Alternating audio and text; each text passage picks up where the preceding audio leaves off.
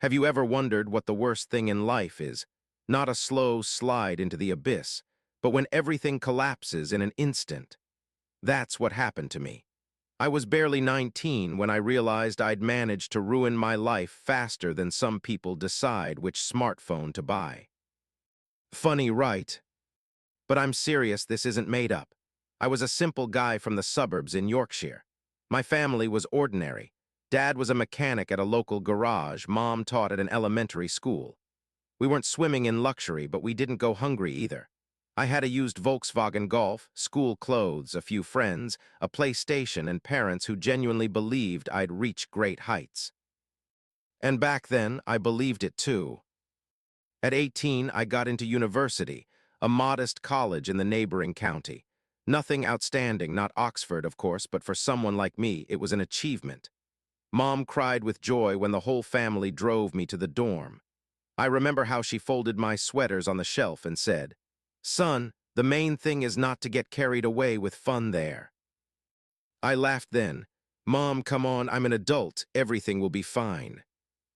Yeah, right. University seemed like paradise in the first weeks. You're finally on your own without parental supervision. Do whatever you want, eat burgers for breakfast, sleep until lunch, play FIFA all night. Freedom, and I took full advantage of it. A few days after moving in, my roommate invited me, a guy named Oliver. He was a year older, already in a student club, and seemed like the type who knew exactly where the party was. "Hey, Liam," he said, "we have a party tonight coming." Of course, I agreed. And that's how I first ended up at a campus bash. Imagine deafening music, a sea of beer, everyone dancing, shouting, laughing. I stood in the middle of that crowd and thought, this is it, real student life. That night I got so drunk that the next morning I barely made it back to the room. But back then it seemed funny. Like, ha ha, I'm a real student. There are people who don't like alcohol. I'm not one of them. I liked it a lot. Drinking made me bolder, more relaxed. I could approach any girl, crack a joke, and it worked. I could say anything and people laughed. Sober, I was an ordinary guy, a bit shy. Drunk, I was the center of attention. It was like a superpower. Only superpowers usually come with super problems. At first, I lived on my parents' money and worked a bit at Costa Coffee near campus. Honestly, I hated that job, getting up at 5 in the morning, making lattes for people who didn't even look at you. But it paid a couple £100 a month. And that's when I discovered betting. "Bro," Oliver said to me one day while we were watching a Premier League match in his room, "you know you can make a killing if you guess the team right." I smirked. "What killing?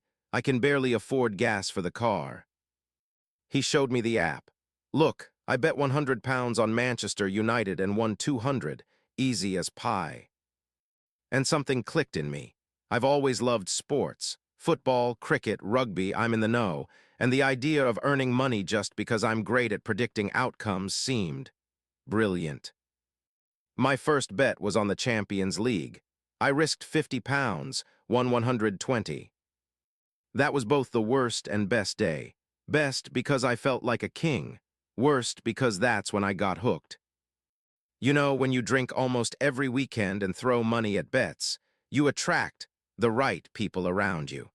Not the ones who pull you up, but the ones who'll happily roll into the pit with you. It was at one such party that I met Isabella. She was one of those girls who immediately catch your eye, brunette, ringing laugh, full of confidence. We started dating almost instantly. At first, it was all fun. Late-night runs to KFC, ping-pong games with beer, trips to Lake Windermere with the gang. But Isabella had one trait. She loved to liven up parties. It was from her that I first heard, "Want something cooler than beer?" I said yes. And that's how I first swallowed a pill she called a little fun, ecstasy. At that moment it seemed harmless. The music sounded louder, people brighter, life better. And the next morning, I woke up for the first time feeling like I needed not just a cup of tea, but something else. My parents called sometimes. "How's studying?" "Son, in the photos you look exhausted." Naturally, I lied. "Everything's great, Mom, just a ton of assignments." Dad usually stayed quiet, but there was distrust in his tone. You know when parents sense something's wrong but don't interfere yet? That's how it was. And I, like a true adult, thought, whatever, they won't find out. By the end of the first semester, I was skipping classes more often than attending them. Professors knew me as that guy who's always absent. Grades were dropping, but I still thought, okay, I'll catch up next semester. The problem was that I was already leading a double life. By day, supposedly a student. By night, a party animal gambler guy who spends money faster than he earns. And the scariest part, I didn't even consider it a problem. One night we went to Tesco with the gang. We were smashed, and I decided it'd be fun to race around the store in a cart. I crashed into a shelf of cookies. The guard almost called the cops. The next morning I woke up and thought, bro, that was close. But instead of drawing conclusions, I just laughed. That was my philosophy. If I got away with it, means I can keep going. Here's the catch. While everything seems to hold, you think you're in control. I still had friends. I had a girlfriend. I even had money left, well, sometimes. And I thought, if I'm still afloat and haven't been kicked out, everything's fine. In reality, my life was already hurtling into the abyss. I just hadn't hit the bottom yet. Sometimes life is like a video game. You start on easy mode, everything seems fun and simple. But suddenly, hard mode kicks in and you didn't even notice how it happened. That's exactly what happened to me. It seemed like everything was going smoothly. Parties, friends, bets, Isabella.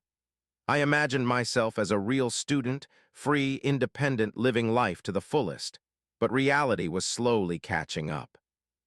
When I arrived at university, I had a small savings account that my parents opened back in school.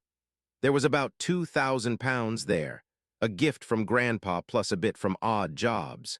By the end of the first semester, the account was almost zero.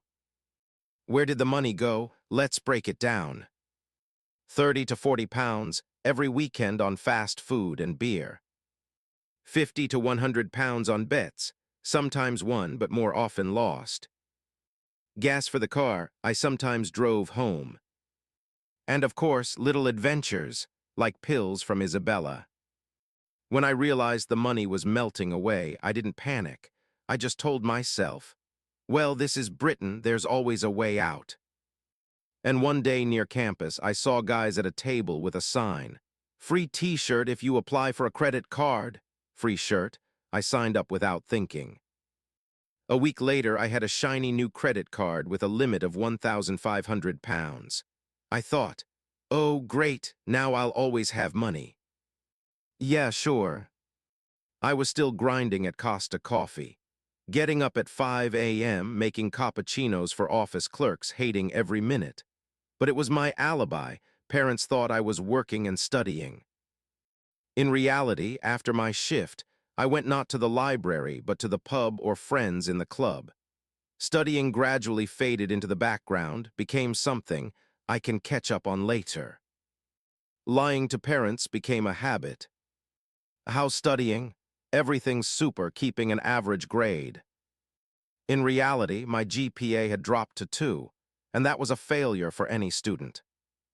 I started using the credit card actively. At first for small things, food, gas, a pair of new sneakers. But then I went big, started betting money straight from the card. And that's when the first serious crap hit me. I remember it was a Champions League match. I was sure Liverpool would win. Bet £300 and lost. Then decided to recoup and dumped another £400 on another match. Lost again. A month later, the credit card debt reached £1,200 and nothing to pay with. But I kept going, because in my head the thought spun, one more bet and I'll win it all back. Isabella was still with me. She was the girl who always knew where the party was. Seemed cool, but sometimes I sensed she was pushing me further than I wanted. One day she said, listen, I have a friend who can get something stronger than pills. Want to try? I chickened out, said no. And that was probably the only time I used my brain a little. But the fact that I was surrounded by people who casually offered drugs should have been a wake-up call. Only I missed it. The second semester was worse than the first. I skipped everything. Sometimes I didn't even remember about exams. One day a lecturer said, "Liam, if you skip one more time, I'll fail you." I nodded and skipped. I started getting used to the idea that university was just a backdrop for my new life. Parties, bets, girlfriend, alcohol, that's what became reality. Studying, who needs it? I remember one time, Oliver and a couple of guys and I drove to town at night for booze. We were drunk but decided it's fine. I was in the front, Oliver driving. Naturally, police pulled us over. The officer approached and immediately knew we were buzzed. I thought, that's it, they're taking us in.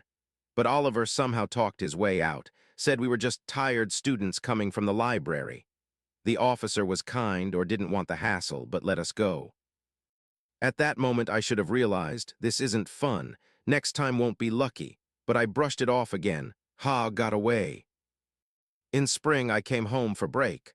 Mom looked at me and immediately asked, "Are you okay? You look pale." I said, "Nah, everything's fine, just a lot of studying." But Dad came to me that evening and quietly said, "Liam, don't lie, I see something's wrong with you." I looked him in the eyes and said, "Dad, everything's under control." You know what's the most ironic? At that moment, I genuinely believed everything was under control, even though the debt had already exceeded £2,000. My GPA was on the edge, and I started drinking almost daily. One time, Mom came into my room and saw a letter from the bank. On the envelope, it said overdue in big letters. She asked, "Oh, what is this?" I grabbed the envelope and said, "Oh, it's spam, don't worry." She shrugged and left, and I sat on the bed and thought, bro, you're on the edge, but okay, since Mom didn't catch on, everything's fine. That was my logic. As long as no one catches you red-handed, no problems. By the end of the second semester, I was a completely different person. Tired, always in debt, head filled not with studies but with bets and parties. But the scariest part, I started getting used to it. It seemed normal. Wake up hungover, go to shift at Costa, then party till morning and skip lectures the next day. I thought everyone lives like this. In reality, everyone around was moving forward, some actually studying, some building careers, some at least staying within bounds. And me, I was on a roller coaster that wasn't thinking of stopping. You know, in movies, they usually show the moment when the hero loses everything. He loses the girl, money, job, and it's like one big blow. In life, it's different. It crumbles little by little, piece by piece. But one day you wake up and realize, bro, your life is officially in the shit. For me, that moment came in the second year of university. The credit card I got for the free shirt was maxed out. £1,500 limit became £1,500 debt. Plus penalties, interest. I tried to make at least minimum payments, but no money. One day I got a letter. Your account is in collections. Collectors, 19 years old, and I already have debt to collectors. Lovely, huh? But as always, instead of panicking, I decided, okay, I still have another credit card, and got a new one. Its limit was £2,000. I blew through almost all of it in 3 months. On what? Bets, fast food, alcohol, and new sneakers I didn't need. The irony is that I bought things to look normal, even though I was drowning up to my ears. GPA dropped to 1.8. That's below the minimum. I got a letter from the university. You are on academic probation. In short, one more semester like this, and they'll kick me out. I remember sitting with that letter and thinking, well, okay, just need to buckle down. Only I didn't buckle down, I went to the pub. Relationships with Isabella also cracked. At first it was fun, parties, romance, late-night food runs, but then arguments started. She often said, Liam, are you going to do anything about studying at all? Come on, I'll figure it out later. She got angry, and I left. One day we argued so bad that she just left the party with another guy. I pretended I didn't care, but inside it hit. A week later she texted, "We need time." In girl language, that means we're breaking up. I was left alone, and you know what I did? I went to the pub again. That summer I came home. I tried to hide that everything was bad, but parents already sensed it. Mom found another bank letter and asked, "Liam, why are collectors calling you?" I started bullshitting about bank error. She didn't buy it. Dad sat me down that evening and said, "Son, if you keep lying, it'll only get worse." I remember everything twisting inside, but I still said, "Nah, everything's under control." In reality, control was lost long ago. I tried to hold on at Costa, but started being late. A few times didn't show up at all because of hangover. The manager called me in and said, "Liam, I like you, but if it happens again, I'll fire you." Of course it happened. A week later, I didn't show up again, and they fired me. Now I had no money, no job, no girlfriend. I remember one incident. I went to the campus library to prepare for an exam. In reality, I just sat at the laptop making bets. An acquaintance came up and asked, "Hey, Liam, what are you studying?" And on my screen was the betting app. I froze and said, Statistics." He looked at the screen and said, "Yeah, Liverpool statistics." We both laughed, but I was so ashamed. I looked like a clown who wasn't even trying to disguise himself. At one point, everything piled up. Both credit cards were blocked for delinquencies. University sent a letter that they might expel me. Parents stopped sending money because they suspected lying. Isabella stopped responding. I sat in my campus room, staring at the ceiling and thought, "Bro, you're only 19, and you've screwed up like some don't in a lifetime." And you know what I did at that moment? I went to the pub, of course. One night after the pub, I was walking across campus and decided to borrow a bike that was unlocked. I thought, "Come on, I'll return it tomorrow." But of course, at that moment, campus security stopped me. The officer looked at me and said, "Kid, are you drunk?" No, everything's fine." They took me to the station, called the dean. I was lucky. They didn't arrest me for real, but recorded a violation. The dean said, "One more time, and you're out." I nodded and said, "Yes, sir, never again," and thought, well, just don't get caught next time. One day, Dad called and said, "Son, I found your bills. You owe more than £5,000. Do you understand what that means?" I started making excuses. "It's temporary, I'll pay it back." He said, "You're fooling yourself. Until you admit the problem, we won't help." And hung up. I sat with the phone in hand, and for the first time felt completely alone. One day I went to the campus cafeteria and realized my student card credits were out. No money either.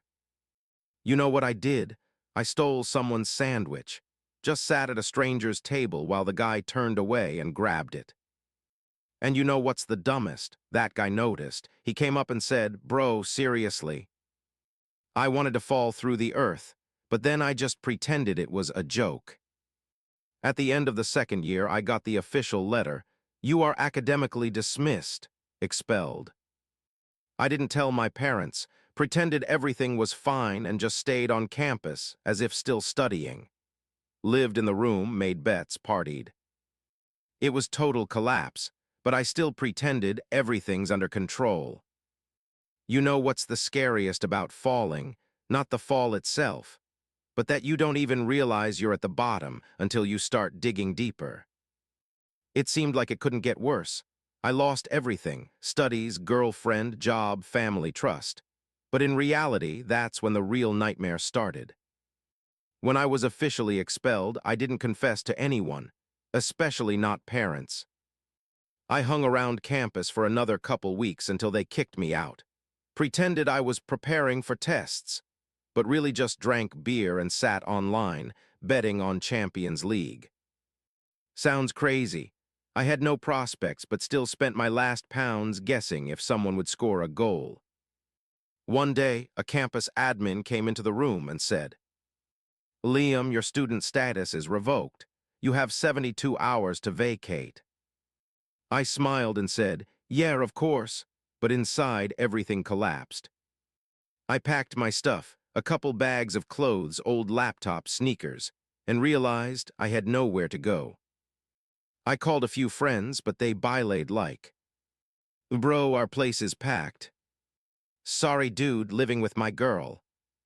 3 days later, I was officially homeless. The first week I crashed with acquaintances. On the couch, on the floor, in the car. It seemed fun, like I was free and carefree. We joked, "Oh, Liam's a free bird now." But I knew it wasn't freedom, it was no plan. After a couple weeks, everyone got tired of me. I started feeling like they were tolerating me out of pity. Money was melting. I sometimes did delivery through Uber Eats, but orders were rare, and I spent it all on booze. I remember one morning, 10 pounds in my pocket. I stood there choosing, buy food or beer. I bought beer. I sat in the park and drank straight from the can, watching students going to classes. I thought I could be going there too right now, but I'm here, and I did this to myself. One day I ran into Isabella by chance. She was walking across campus with some guy, laughing. I approached, wanted to talk, but she looked at me like, like a stranger.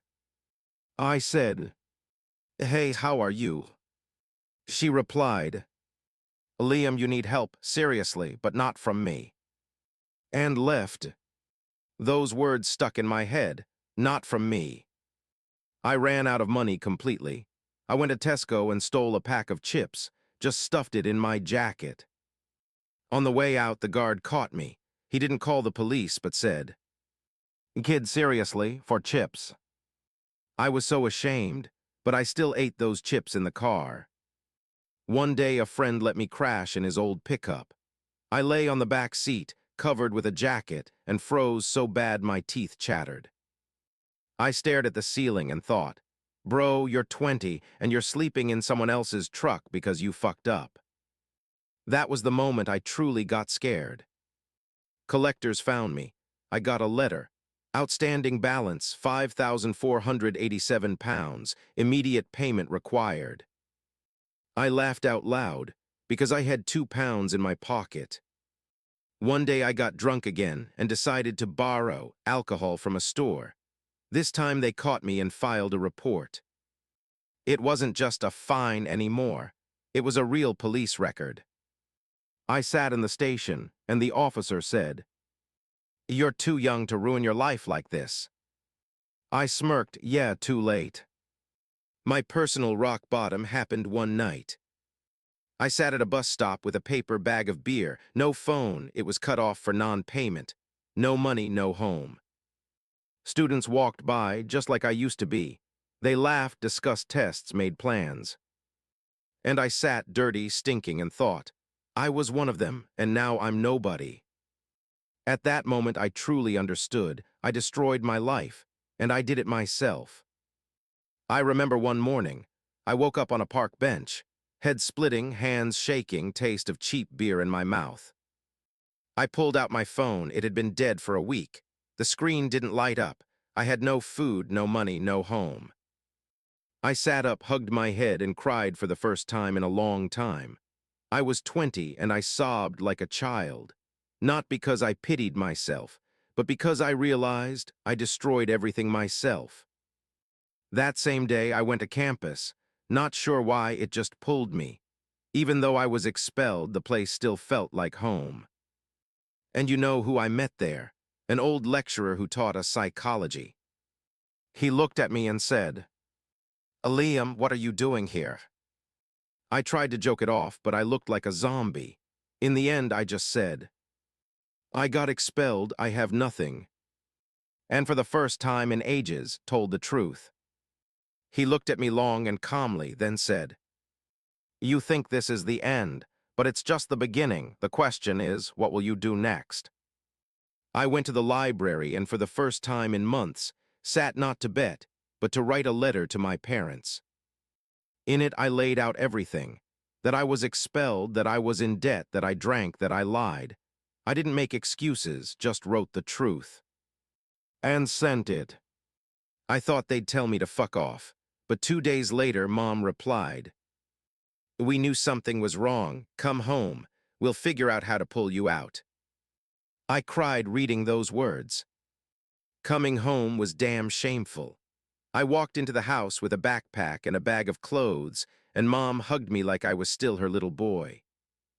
Dad was colder. He said, "I'm glad you told the truth, but from here on it's up to you." That was fair. That summer I got a job on a construction site. Loaded bricks, carried cement. Hard, dirty work, but for the first time in ages I was earning honest money. Every evening I came home exhausted but sober. And you know what? It was the best feeling in the last 2 years. I started paying off debts, little by little, 50 to 100 pounds. Of course, 5,000 pounds didn't vanish in a month, but it was the first step. One day I went back to Costa as a customer. The barista asked for my name. I said Liam, and she wrote it on the cup. Sounds silly, but I looked at that cup and thought, there it is. I'm a person again, just Liam. Not a liar, not a loser, not a runaway, just me. I wrote to Isabella again, not to get her back, but to apologize. I wrote, "You were right. I needed help. Sorry for everything." She replied shortly, "I'm glad you realized. Take care." That was enough. I didn't need her pity. I needed her forgiveness. Now I'm 21. I can't say life is back on track. I'm still in debt, no degree, living with parents. But I've been sober for almost a year. I work. I'm learning to take responsibility. And most importantly, I don't lie to myself anymore. Why am I writing this? I know my story sounds like a guide on how to quickly ruin your life. Ignore studies. Get credit cards and drown in debt. Bet on easy money. Lie to parents. Lose friends and girlfriend. Go into alcohol. Hide from the truth. And yes, it works. You really can blow everything up in a couple years. But I'm writing this because maybe someone reading is on the same road. Maybe you're a student thinking, one more semester and I'll sort it out. Maybe you're already drowning in debt. Maybe you think drinking solves problems. Bro, I've been there, and you know what? It doesn't solve, it only destroys. My takeaway: if you have even the slightest chance to stop, stop now. Don't wait until you're at a bus stop with a bag of cheap beer and the thought that you're nobody.